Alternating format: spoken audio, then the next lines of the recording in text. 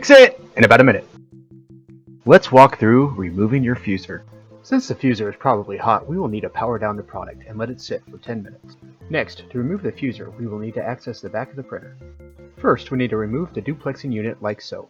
Gently pull up on the duplexer and pull straight out. Next, let's remove the power cord from the product. The final step to access the fuser is to remove the rear door.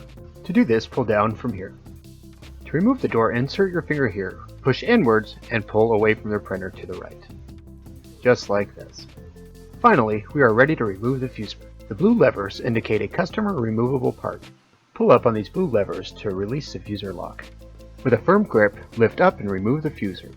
With the fuser removed, let's inspect the drive gear to the left-hand side. Inspect the fuser drive gear for excessive wear. Now check the correlating gear on the fuser itself. Inspect the gearing on the fuser for excessive wear.